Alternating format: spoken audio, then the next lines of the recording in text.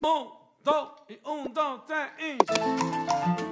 beautiful people, my name is Mutombo, and after spending 12 years dedicating my life to engineering, from school right up to my master's, to working in the field, I quit my engineering job to pursue my creative ventures. So I am effectively a YouTuber and a digital illustrator under the brand Mutombo Visuals. I took this bold step 6 months ago, and I'm here to tell you what I wish I had known before I took this step. Basically, if I were to do this all over again, this is the video that I wish somebody would show me. In fact, not just show me, this is the video that I wish somebody would pull my ears, sit me down and say, watch. Now that you know a bit about my background, let me say, of course not everybody's situation is the same, but I'm just going to go ahead and lay down a few assumptions about the person that I'm making this video for. 1, you want to quit your job and you already have a strong reason why. 2, you have a side business or side job or side hustle that you are already doing and can earn you some money, no matter how small. 3, you are quitting your job to focus on this side business or side job or side hustle. Now that we have our ducks in a row, I'm just going to go ahead and encourage you to give this video a thumbs up. If you're new, I'm going to encourage you to subscribe to this channel because I don't want to interrupt the flow of this video later on to remind you to do these things. So let's just get all of that out of the way and focus on the meat of this video. So before you run to HR to tell them I quit, I'm out of here, I'm deuces, make sure you get your administrative tasks and your planning out of the way before you quit your job. When you quit your job or leave your main source of income to become self-employed or run a business, the 2 main resources that you really have to manage and economize are your money and your time. Plot twist, time is money. Let me explain. If you are planning to quit your job to run a business or to work for yourself, you must have saved up a certain amount of money that will cover your living expenses for a certain period of time. Let's call that time 6 months. Administrative tasks for your business are not revenue generating tasks. Examples of administrative tasks include setting up your email for your business, your social media pages for your business, registering your business, coming up with maybe a price list or price sheet, preparing a template for your emails or your invoices, whatever you may need a template for, setting up your office. All these things are not producing any output for anybody. If you work with clients, these are not the things that they are paying you to do. Yet, they are things that must be done to ensure that your business runs smoothly. Now, if you have saved up 6 months living expenses, that means that you have just 6 months to ensure that your business starts generating money that can support you before you run out of money. And then if you go and spend 1 month out of these 6 months setting up your business, doing all these administrative tasks, you have essentially given yourself just 5 months to grow your business to a point where it starts making money. Because in this 1 month that you're using to set up your business, you're still paying rent, you still have your bills. And guys, this is a mistake that I made, and I ended up using a lot of the limited time that I had in the bank. And I put it this way because remember, time is money. I ended up using a lot of the limited time that I had in the bank, still trying to set up this, set up that. And you know what? I'm actually still struggling with these things to today. So my personal advice is that you set up all these foundational things before you quit your job. You can do these sorts of things during whatever free time that you have before you quit your job so that you are still earning that income while you set up the administrative part of your business. If you can't find time to do these things, honestly, I would recommend that you actually slow down on your side hustle and focus on setting it up so that once you quit your job to focus on this business, you can hit the ground running and work on the actual product or service that you are selling. In the same vein, I would say it is important to have a clear strategy before you quit your job to focus on your business or your hustle. The period when you are still working your job and earning stable income is when you should experiment with this side business to see what works and what doesn't work. You should not wait until the stakes are so high and you have only a few months to get this business up and running before you start testing the market to see what works and what doesn't work. I'll give you a concrete example in my case. It's only after I quit my job that I actually sat down to figure out what types of videos I want to make, apply, and what types of videos would actually do well on this channel. What types of videos would my audience like to see? What days are best for posting? If you go to my channel and you look at the videos that I've been posting, you'll see that I am clearly still in the experimentation phase. I've been throwing everything at the wall to see what sticks. I'm now trying to make sit-down videos, and I'm still figuring out what are the topics that people want to hear me discuss. Basically, should they be adulting videos like this one, or should they be more niche, like I delve into a specific topic, for example engineering? I spent one full week actually working on an illustration, filming the process, editing that video to post it, and I had no idea whether or not it was going to do well on the channel, and it did not, because I had never experimented with filming my illustrations on this channel. And I learned that even though that is a topic that I personally find extremely interesting, not everybody does, and that's okay. That is market research. That's me testing the waters to see what's working and what isn't working. The only problem is that I should have done this process sooner. I should have done this experimenting a lot sooner, so that I'm not using this precious time that I have to be putting out videos that I'm not even sure people are going to like. At this point, I should already know what works for my channel, what my audience wants to see, and what would attract new viewers to the channel. So that's just a personal example, but you can apply this to whatever type of business that you are starting or whatever your side hustle is. You need a hero product, something that gets people into the door, something that attracts people to your business. And then on the back of that hero product, you can now start proposing these other services that you want to add in that may not be so popular, but you still want to offer. And the thing is, without experimenting and testing the market, you might not know what your hero product is. So yeah, do your experimentation early, preferably before you quit your job, so that you are taking most of the risk while you still have a stable source of income.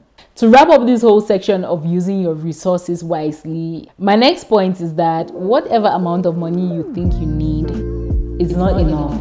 Okay, most finance enthusiasts recommend that you save up at least 6 months living expenses, basically an emergency fund in case you lose your job or you quit your job. You must have an emergency fund. An emergency fund is at least 3 to 6 months of living expenses saved in case you lose a job, in case you get sick. But even that is under the assumption that you are immediately going to start looking for another job, not under the assumption that you are going to go into the jungle and start a business. So for me personally, I quit with 4 months savings. Technically, I did quit with 6 months savings, but certain opportunities came up and I needed to do my part to participate in these opportunities. I'll not go into detail, but if you're a long-time viewer of the channel, you might be able to figure out what I am talking about. Long story short, opportunities came around. It did cost me some money to get the ball rolling, but I felt like the value that I was getting from the opportunity was worth the risk. And also, these are not the type of opportunities that just come up all the time. Anyway,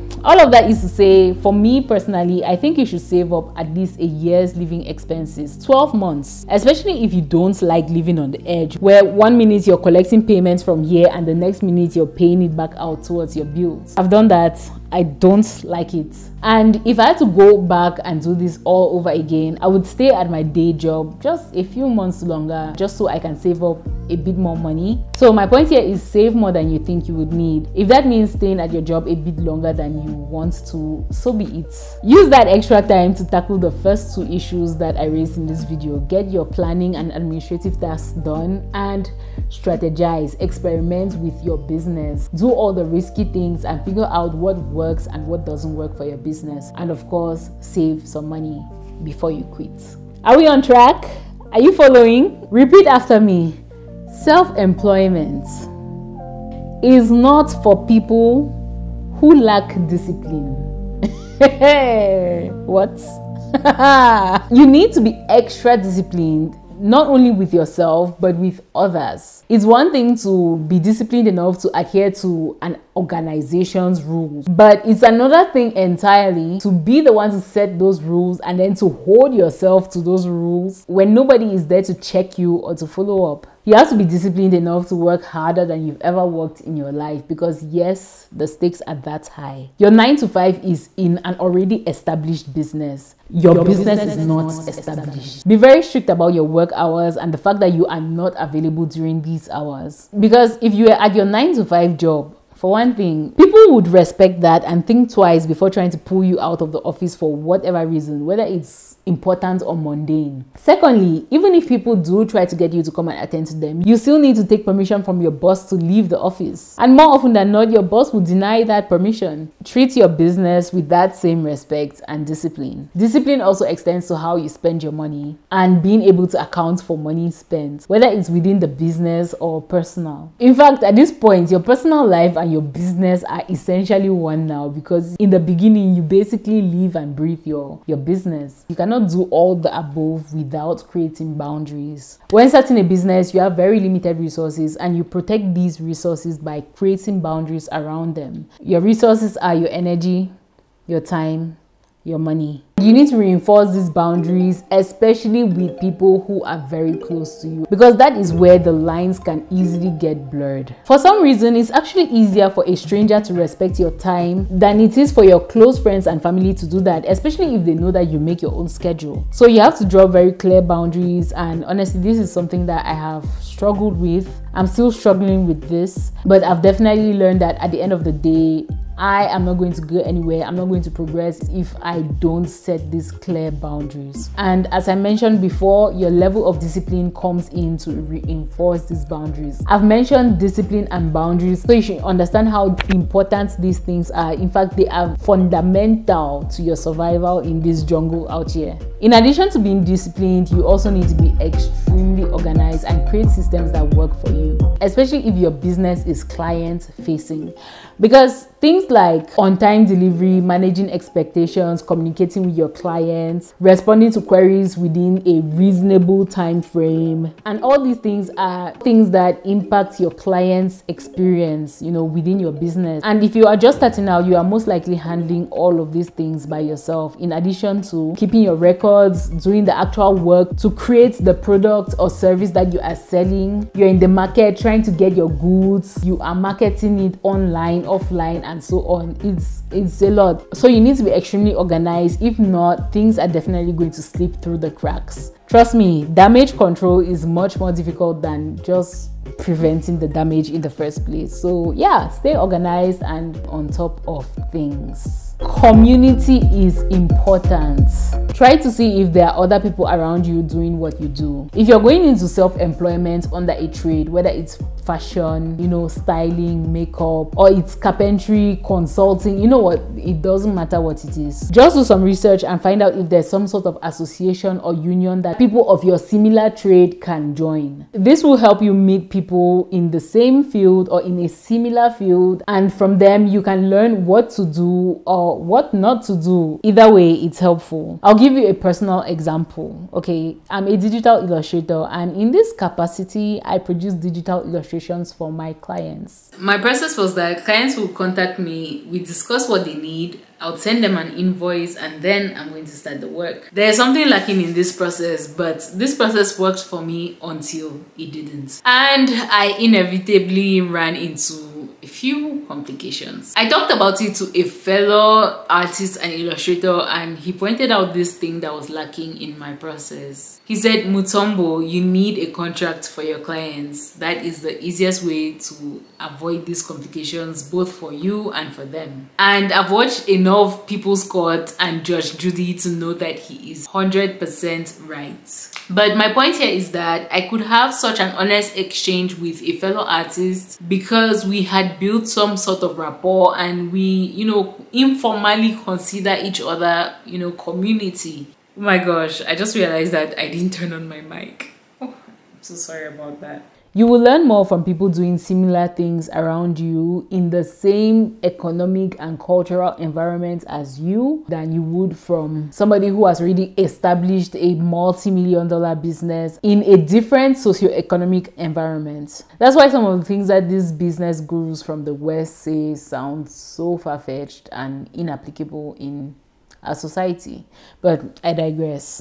Community is important because you can learn and in turn teach others in your professional community. Another reason why community is so important is because this journey of self-employment, running a business, entrepreneurship is an extremely lonely journey. And sometimes it helps to be able to communicate with people who might be going through similar experiences as you, or have already gone through these experiences and can, you know, tell you that it's normal and you are not alone. So that's that. The only thing that I'm going to add to this point is that we should not forget our previous points. Even with community, you have to draw your boundaries.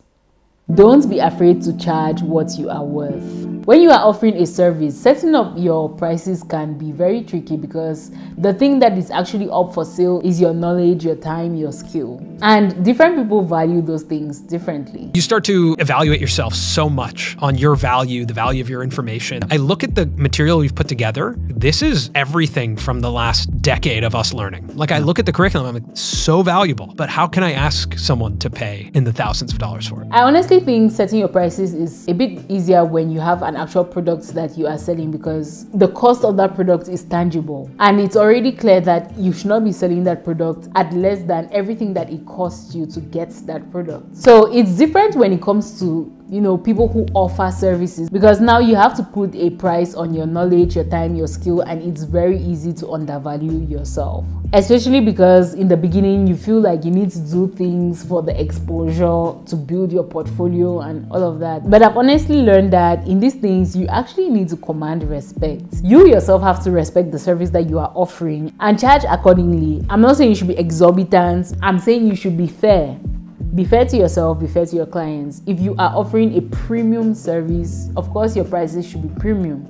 If you are offering a mid-tier service, of course your prices should be mid-tier. But please don't undervalue yourself and don't undervalue what you are offering. In the beginning, you might be excited to do all these things and, you know, your mindset may be, oh, you know, I'm just grateful that somebody is even paying me something, even if it's, you know, 1,000 francs. I'm just grateful that somebody is even willing to pay for this thing that I'm doing. But as time goes on and as you invest more and more into your craft, you're actually going to start getting pissed at yourself when you undercharge, because with time you see the amount of work that goes into what you are offering, and at the end of the day you are trying to build a business, you're trying to make a living. Some people might come, you know, see your prices and be like, nah, I'm not going to pay that. You know, those are not your clients. The clients who value your work are going to pay for your services. Anyway, that's the way I see it. You know, with all these points, I have to step in and give you my own personal experience. Guys, I started doing illustrations at 5,000 francs an illustration. 5,000, that's $10. $10 for what? 20-30 hours of work.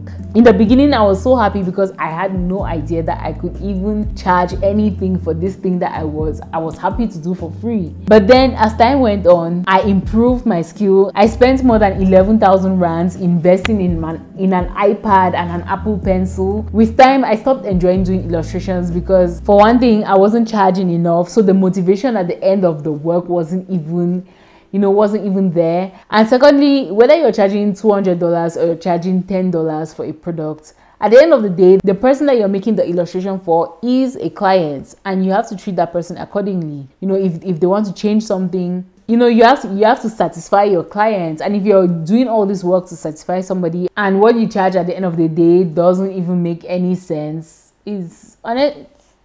In fact, that's not a business, that's a hobby. That's a hobby. The next point is something that I think is important, irrespective of where you are, whether you're self-employed, whether you're at a job, whether you're in school. You need to learn how to sell. You need to learn how to sell yourself as the best person for the job. You need to learn how to sell your product or service as the best option for your customer. You just need to learn how to sell, and sell. This is something that I know for a fact that I need, and I think this is one of the big things that is really hindering my progress in this self-employment journey. But between you and me, I have no idea where to start when it comes to, you know, learning how to sell. All I know is that I need it. And when I take a step back and I look at how I operate, that is one of my weak points. I don't know how to sell myself. I don't know how to put myself out there and really convince people that this is where it's at. But anyway, once I figure it out, I'll be sure to let you guys know what I learned. The grass is always greener on the other side, so you have to absolutely love what you are getting into as a self-employed person.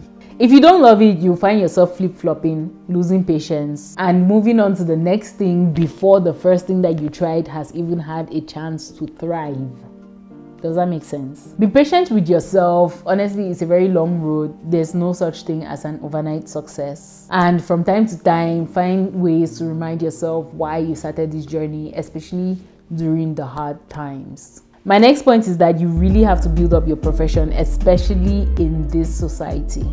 Engineers, doctors, accountants, lawyers, secretaries, basically any recognizable profession, these are already built professions, so they already command a certain amount of respect in society. The moment I decided to step out on my own, it became painfully apparent how little this society respects the non-traditional path. So I know the society that I come from, I know the society that I live in, and I knew that it's going to be quite a struggle to get people to understand what I'm trying to do. But nothing could have prepared me for the fact that the people who are most accepting and respectful of my decision are those who don't even know me personally. On the flip side is the people who are closest to you, the people whose approval you really want, that are like, okay, so when do you intend to get serious with your life?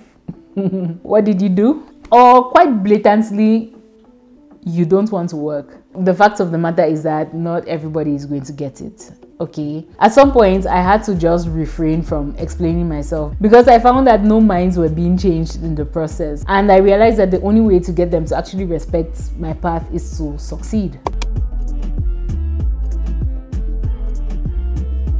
So yeah, when it comes to approval and being respected, it's quite tricky. Like I said before, you have to actually respect yourself and hold yourself to a certain esteem for people to even respect you. My last point is that it is a very emotional journey. Everything is heightened and you have to find a way to manage your emotions. The wins give you an incredible high, but the blows can send you to your lowest points. For some reason, every piece of feedback has 10 times the normal effect. If I get a positive comment on my videos, especially if it's in relation to the work that I did, like my editing or how I put the video together, or if I get positive feedback from an illustration client, I am suddenly energized. And even if I was just about to go to bed, at the end of the day, just from that positive feedback, I'm energized for like 1 or 2 more hours and I can pump out more work. But unfortunately, negative feedback has an equal but opposite effect. Critics are important, of course, because that's how you grow, that's how you learn, but they are difficult to swallow. I'll tell you that much. Another thing regarding the emotions is that the guilt does not go away, or at least in my experience. There's this guilt that I felt since the day that I decided to step off the traditional path, and that guilt is just as strong in me today as it was the day that I made this decision, if not stronger, honestly. All of this is to say, in this journey, you have to be stoical to some degree. You should be able to push past the low moments, but also don't let the highs blind you as to the work that still needs to be done for you to get to the next level.